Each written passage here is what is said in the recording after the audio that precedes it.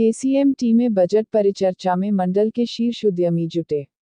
भारत का बजट 2022 पर एक परिचर्चा खंडेलवाल ग्रुप ऑफ इंस्टीट्यूशन एवं रुहेलखंड मैनेजमेंट एवं एसोसिएशन के संयुक्त तत्वाधान में आयोजित की गई, जिसमें सभी वक्ताओं ने अपने विचार प्रस्तुत किए। कहा, इस बजट में मध्यम वर्ग को कोई राहत नहीं मिली तो उन पर सीधा बोझ भी नहीं डाला गया है। इसे सरकार का दीर्घकालिक विकास वाला आभासी बजट माना जा रहा है। इसमें सरकार ने आगामी 25 वर्षों के प्लानिंग को प्रस्तुत किया है, लेकिन राजकोषीय घाटे को कम करने के लिए कोई उपाय नहीं बताया गया है। परिचर्चा में इसे जनसाधारण का बजट बताया। वहीं डिजिटल विश्वविद्यालय की घोषणा व रेलों पर सरकार विशेष मेहरबान रही। तेज बरेली न्यूज़ से जमीर अहमद की रिपोर्ट। अगर हम बजट की बात करें तो बजट ऐसा नहीं कि 1 साल के लिए या 6 महीने 2 साल के लिए दिया है। बहुत लंबा बजट, बहुत लंबा विज़न किया है। जैसे फैक्ट्री हमें स्थापना करनी होती है तो हमें 5 साल पहले से हिसाब जोड़ना पड़ता है और उसकी जो प्रोजेक्शन है वो 10-10, 15-15, 20-20 साल तक के देते हैं। तभी कोई हमें फाइनेंस देता है, तभी हम समझ पाते हैं कि जो हम इंडस्ट्री लगा रहे हैं, जिसमें हम आज इन्वेस्ट कर रहे हैं, वो 5 साल बाद दशा क्या होगी, 10 साल बाद दशा क्या होगी, 20 साल बाद। तो ये इन्होंने रोड मैप बनाया 25 साल का।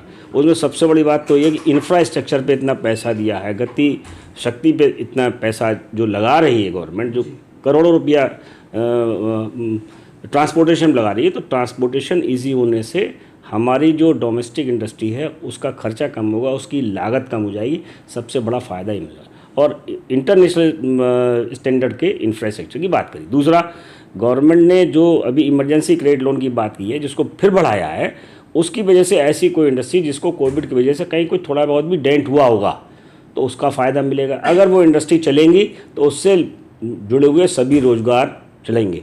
जहाँ तक रोज़गार की बात है तो आप ये मान लीजिए कि सरकारी अधिकारी या सरकार बहुत ज़्यादा रोज़गार नहीं दे सकती। टोटल रोज़गार में से मुख्य ज़्यादा से ज़्यादा 5% रोज़गार गवर्नमेंट के द्वारा दिए जा सकती है। बाकी 95% या तो इंडस्ट्रीज़ के द्वारा दिए जाएंगे या किसानों के द्वारा दिए जाएंगे और या फिर सर्विस इंडस्ट्री दिया है। तो सर्विस इंडस्ट्री को बढ़ाने के लिए बहुत मेहनत की है। हर प्रकार के नए से नए जो दुनिया में नई से नई टेक्नोलॉजी आ रही है उस पर विचार किया है। और मेरे हिसाब से तो मुझे लगता है बड़ा आश्चर्यजनक है कि वित्त मंत्री महोदय ने इतनी दूर तक की बात सोची। पिछले साल भी प्रधानमंत्री ने कहा था कोई नया टैक्स नहीं लगेगा, नहीं लगाया, इस बार भी नहीं लगाया। और जबकि बजट जो खर्चे का बजट है वो बढ़ा के फिर उन्होंने 35.5 लाख से ऊपर कर दिया। तो ये बहुत सारी चीज़ें हैं, चाहे वो विनिवेश से लाए, कहीं से लाए, उन्होंने अपने दर्द को नहीं बताया, कहीं से भी उन्होंने अरेंजमेंट करने की कोशिश की। लेकिन देश को आगे बढ़ाने के लिए संभवतः इससे बेहतर बजट मैंने अपनी पूरी 50 साल की जो इस लाइफ में नहीं देखा कि इतना ऊपर भी सोच सकता है कोई। राजनीति से ऊपर जाके भी आप सोच सकते हो, राष्ट्र के लिए सोच सकते हो, राष्ट्र के 25 साल आगे लिए सोच सकते हो। एक इंडस्ट्रीज खिलाते मैं इंडस्ट्री लगाता हूँ तो मैं सोचता हूँ कि मेरे बच्चे क्या करेंगे, तो मैं उन बच्चों की लगाता हूँ 25 साल आगे की। जबकि ना तो माननीय वित्त मंत्री महोदय रहेंगी और ना माननीय प्रधानमंत्री महोदय रहेंगे, लेकिन तब तक के लिए चिंता करना मुझे लगता है इससे बेहतर कुछ हो नहीं सकता। और बहुत से लोगों के लिए तो एक ये स्वप्न है कि क्या कोई व्यक्ति इतना ऊंचा, इतना बेहतर सोच सकता है और इतने बेहतर के लिए इतना बढ़िया अरेंजमेंट कर सकता है, ठीक है ना। चाहे कॉर्पोरेट टैक्स की बात करें, चाहे वो बढ़ रहा है, इनडायरेक्ट टैक्स बढ़ रहा है, डायरेक्ट टैक्स बढ़ रहा है, ये सब कुछ बढ़ रहा है। जबकि कोविड में होना ही चाहिए था, सब कुछ घटता, सब कुछ बढ़ रहा है। आज बात की जा रही है कि 9% का विकास दर आएगा, जो कोई सोचना नहीं चाहता था।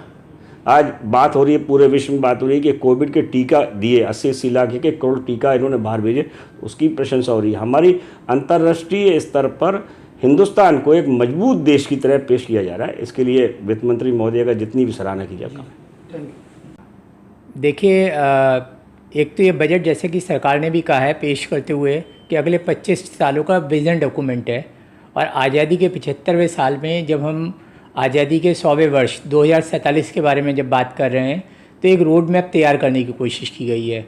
जहाँ तक शिक्षा जगत का सवाल है, एक सबसे बड़ी जो क्रांतिकारी जो पहल और जिसके लिए पिछले 10 सालों से हम लगातार उम्मीद कर भी रहे थे, वो थे एक डिजिटल यूनिवर्सिटी की स्थापना।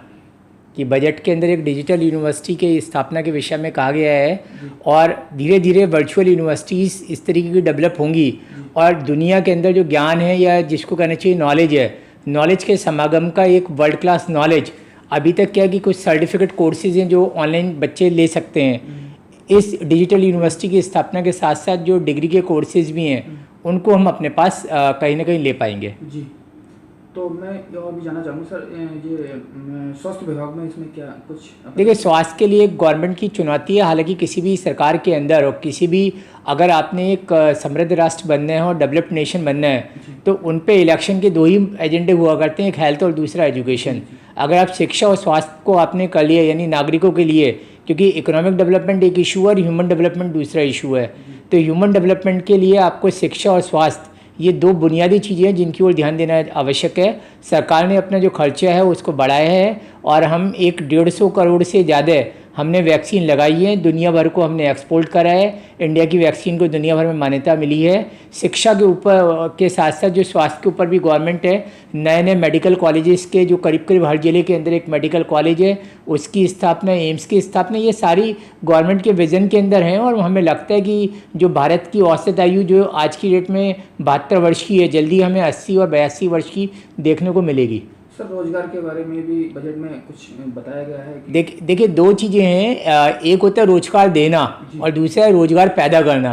तो मुझको लगता है कि जो बजट के अंदर है वो रोजगार पैदा करने के अवसर देने का प्रयास किया गया है। और रोजगार अगर पैदा होने लग जाएंगे तो निश्चित तौर पे जो जिसे कहना चाहिए कि सेल्फ एम्प्लॉयमेंट, वो आगे बढ़ने की कोशिश है। और हालांकि सर्विस सेक्टर के अंदर ही आगे रोजगार ज़्यादा बढ़ेंगे और उस ओर गवर्नमेंट को ध्यान दिया भी है, लेकिन और भी ध्यान दिए जाने की आवश्यकता है। रोजगार, बेरोजगारी और रोजगार एक किसी भी सरकार के लिए चुनौती होती है। और 8 या 8.5% की ग्रोथ रेट, क्योंकि आपकी आबादी 1% बढ़ती है, अनएम्प्लॉयमेंट 3 से 4% बढ़ता है, और उसके लिए उतने रोजगार पैदा करने के लिए आपको 8 से 8.5% तक की विकास दर अगर हम अगले 10 वर्षों तक...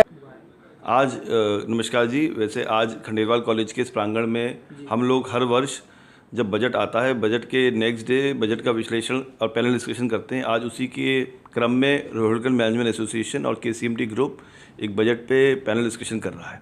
इसमें हमारे प्रेसिडेंट डॉक्टर मनीष शर्मा और जो मुख्य अतिथि कार्यक्रम के डॉक्टर श्याम खंडेलवाल हैं, जो कि BL एग्रो इंडस्ट्रीज़ के चेयरमैन भी हैं, और doctor NL Sharma ji, CA विनय कृष्ण जी और डॉक्टर स्वतंत्र कुमार, ये लोग अपने मंच के माध्यम से अपने विचार साझा करेंगे हमारे छात्रों के साथ। और बजट में क्या क्या आज इस बजट में रहा है उसको एक्सप्लेन करेंगे छात्रों के बीच में, प्लस बजट का क्या इफेक्ट पड़ता है हमारी इकनॉमी में और हम लोगों को मैनेजमेंट एजुकेशन में इसको कैसे कोरिलेट करना चाहिए, इस पर आज चर्चा होगी। सर, मैं थोड़ा जानना चाहूँगा, इस बजट से शिक्षा जगत पर क्या प्रभाव पड़ेगा और क्या उम्मीदें हैं सर? देखिए, एज़ पर अगर मैं एजुकेशन एक्सपर्ट मानूँ अपने आप को, तो बजट का एजुकेशन के लार्जर एस्पेक्ट में एकदम से कोई बहुत इफेक्ट नहीं होता, क्योंकि बजट हर साल आता है। हम लोग का देश प्रोग्रेसिव देश है, एजुकेशन का स्तर हर साल बढ़ता जा रहा है, नए नए एजुकेशन इंस्टीट्यूशंस खुल रहे हैं, सरकार भी लगातार हमारे जो चाहे बेसिक एजुकेशन हो, माध्यमिक एजुकेशन हो या उच्च शिक्षा हो, इसमें पॉजिटिव चेंजेस ला रही है, नए अपॉइंटमेंट्स हो रहे हैं, इंफ्रास्ट्रक्चर डेवलपमेंट हो रहा है, तो वो सब चीज़ें लगातार चल रही हैं। स्पेसिफिकली इस बजट से कोई एकदम से चेंजेस नहीं आने वाले हैं, ना आएंगे।